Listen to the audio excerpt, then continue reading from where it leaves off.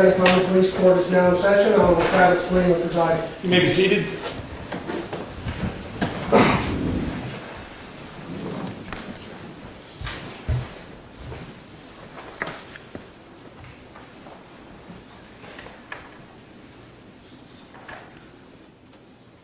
On the record, case 24 CR 212, State of Ohio versus Zachery Gilbert.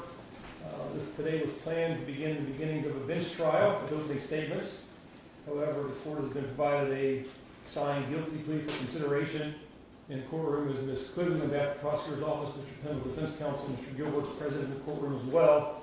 I'm going to ask that Ms. Quigley provide an overview of the general terms of the agreement. I'll ask if Mr. Pendle make any comments on those general terms, and then I'll inquire whether or not there's any victim representatives who would like to make a statement as it relates solely to the plea today. So with that being said, Ms. Quigley, would you like to make a statement with regard to the general terms of the agreement being offered to the court? Yes, thank you, Your Honor. Your Honor, pursuant to discussions with defense counsel, plea was offered wherein the defendant would enter a plea to a lesser included offense of involuntary manslaughter as contained in count 1, as well as the gun specification. The state would be dismissing count 2. Pursuant to the plea, there's no recommendation in terms of sentencing. Each party would have the right to make recommendations at the time of sentencing. The state notified the victims of the potential of a plea. We were notified they were not happy. The state would note that the plea agreement has, at the top, it says no contest, where it's an actual plea of guilty. So I just want to correct that on this form. But again, he's entering a plea to the involuntary lesser included offense and the gun specification. Mr. Pendle? That's also my understanding of the agreement by the state, Your Honor. Okay.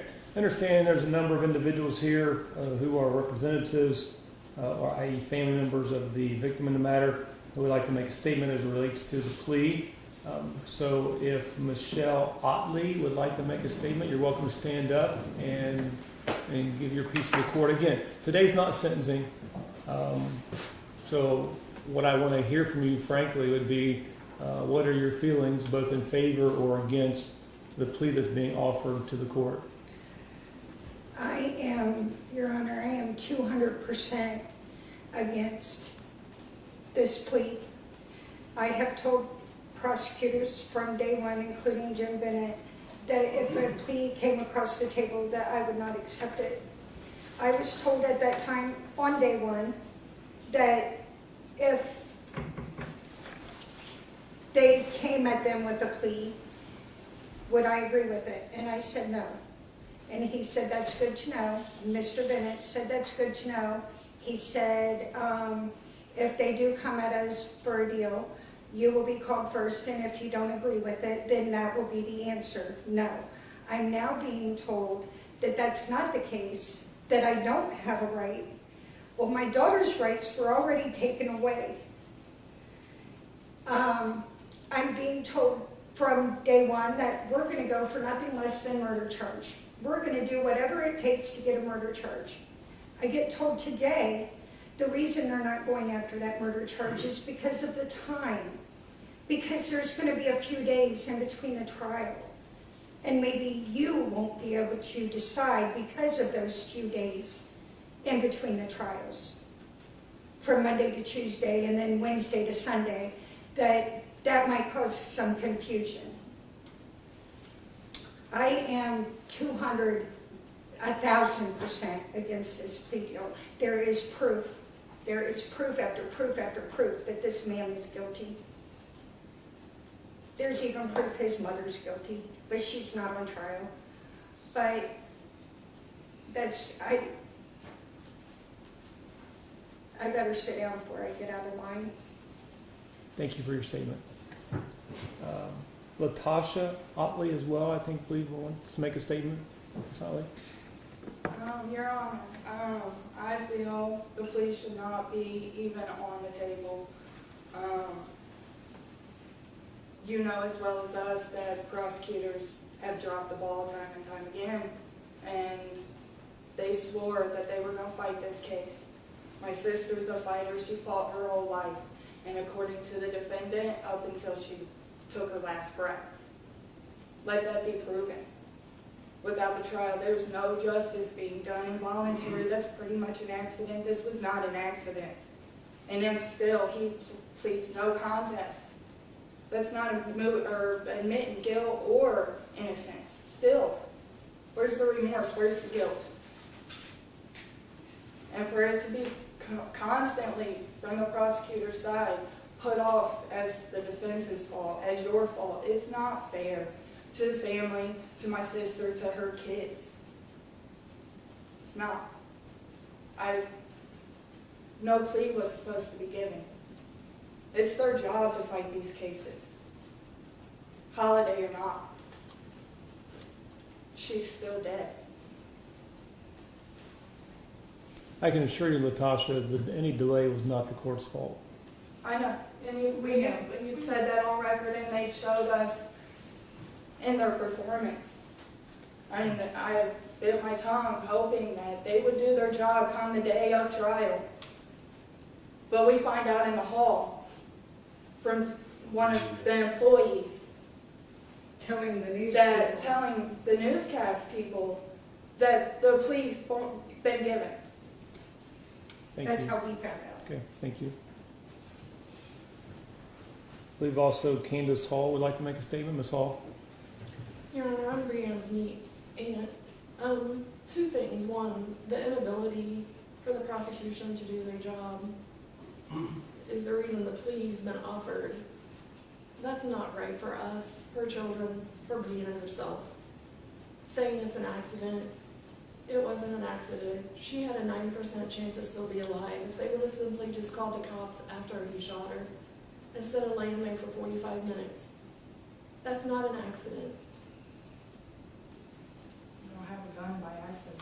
Thank you. Before I describe the potential consequences of the proposed plea to the defendant, does the state of Ohio wish to respond to any of the comments made by the various victim representatives? No. Very well. Mr. Gilbert, according to the proposed plea, you are willing to plead guilty to count 1, the lesser included offense of involuntary manslaughter. That's a felony of the first degree. It comes with a potential sentence of a mandatory prison term of 3 years minimum, 16 and a half years minimum, or maximum, I'm sorry, maximum fine of $20,000. It also includes a mandatory consecutive 3-year term on a gun spec. Since prison would be mandatory, you'd also be subject to post-release control and supervision by the parole board for a mandatory 2 years minimum, 5 years maximum upon any release from prison. The court could also impose restitution, for which I'm not aware of there being any evidence of restitution. You'd also have to register as a violent offender, not sex offender, violent offender, and potentially order the payment of court costs. So do you understand the potential consequences of your plea today? Yes, sir.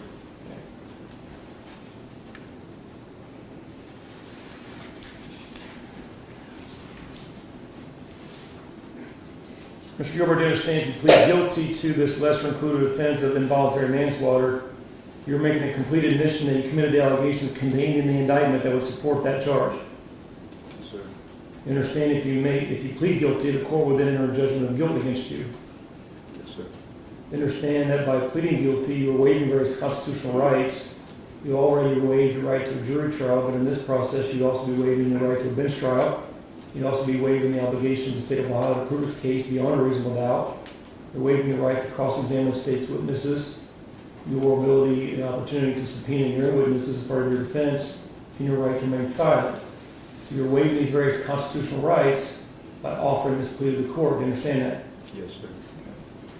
We confirm you are a U.S. citizen, Yes, sir. not active military duty. No, sir. The plea agreement, which I have in front of me, is 3 pages long.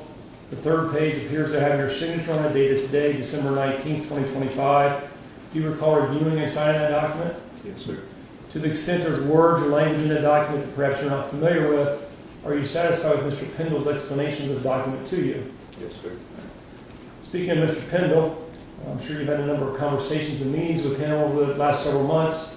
You talked about your case, the allegations in the indictment, even a number of the items of evidence produced by the state of Ohio during discovery, even some defense strategies. Are you satisfied with Mr. Pendle's representation of you in this case? Yes, sir. A couple of personal questions, Mr. Gilbert. Are you currently taking any prescribed medications? Yes, sir. I don't need to know what those are, but I do want to learn more about their effects. Do they affect your ability to understand matters, make decisions, or remember events clearly? No. Have you taken any alcohol or illegal drugs in the past 2 days? No, sir. Do you suffer from any mental illness or psychological limitations? I have a few diagnoses with mental health. Okay. Let me inquire about that or those conditions. Do those conditions affect your ability to understand matters, make decisions, or remember events clearly? No, sir. Okay. Anybody threaten or force you into signing this plea agreement? No, sir. Anybody make you any promises, including what kind of sentence this court may ultimately hand down? No, sir.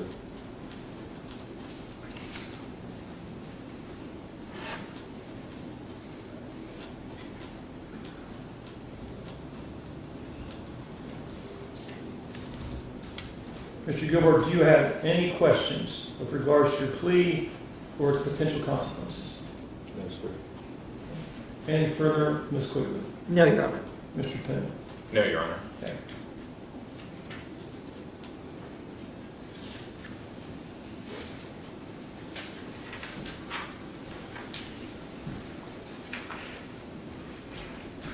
After review of the plea agreement, discussions in the court today, as well as comments by various victim representatives, I thank you for your comments, family.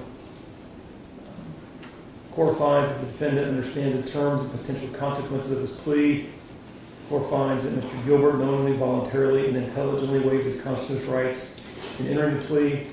So Mr. Gilbert, with regards to count 1, the lesser included offense of involuntary manslaughter, a felony of the first degree, how do you plead? Guilty. Court accepts the defendant's plea, enters a guilty judgment against the defendant, allows the state of Ohio to dismiss count 2 of the indictment, orders a pre-sentencing investigation be conducted before final disposition and sentencing. We will set sentencing in the matter of January 26th at 2 o'clock, January 26th at 2 p.m. Between now and then, I'm going to have you work with our probation department, completing a questionnaire and an interview on a pre-sentencing investigation and information we compiled into the report, shared with your counsel, state's counsel, and the court prior to sentencing. Also remind family and friends that you're welcome to make statements at the time of sentencing on what you think is an appropriate sentence prior to the court making its final decision. Okay. Also remind Mr. Gilbert that the conditions of bond and the bond itself remain in play until sentencing is imposed. Any further, Ms. Quigley? Your Honor, with regard to the gun specification, the court would also accept that also.